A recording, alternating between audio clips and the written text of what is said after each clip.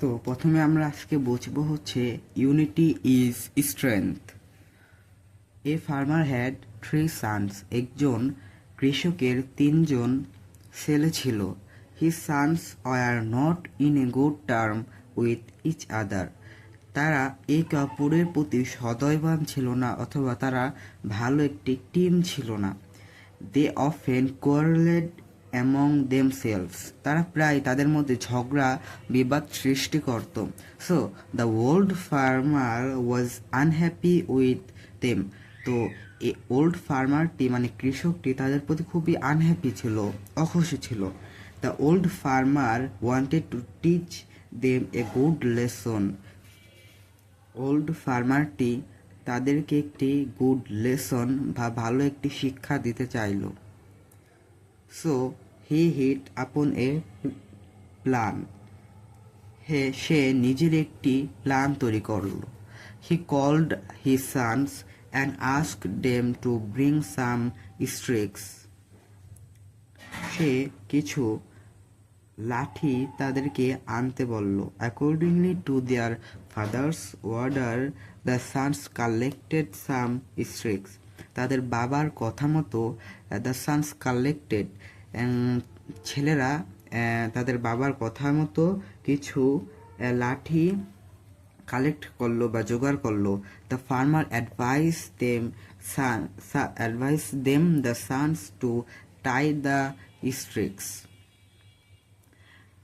তো এরপরে কৃষকটি তাদেরকে উপদেশ দিল। কি উপদেশ দিল? যে এই এই এই লাঠিগুলো ভাঙ্গো ইন এ বান্ডেল, মানে একটি বান্ডেল করে বা 2-3টো একসাথে করলে যেটা হয়। Then the farmer ask each of his sons to break the bundle. এরপরে ফার্মারটি তাদেরকে বলল, কৃষকটি তাদেরকে বলল, এই বান্ডেলটি তোমরা ভাঙো। Every of them tried to break the bundle of sticks but failed. সকলে নিজেদের মতো চেষ্টা করলো বান্ডেলটি ভাঙার জন্য, লাঠির বান্ডেলটি ভাঙার জন্য, বাট ফেইল্ড, তারা পারল না, ফেইল হলো। This time the old farmer said untied the bundle.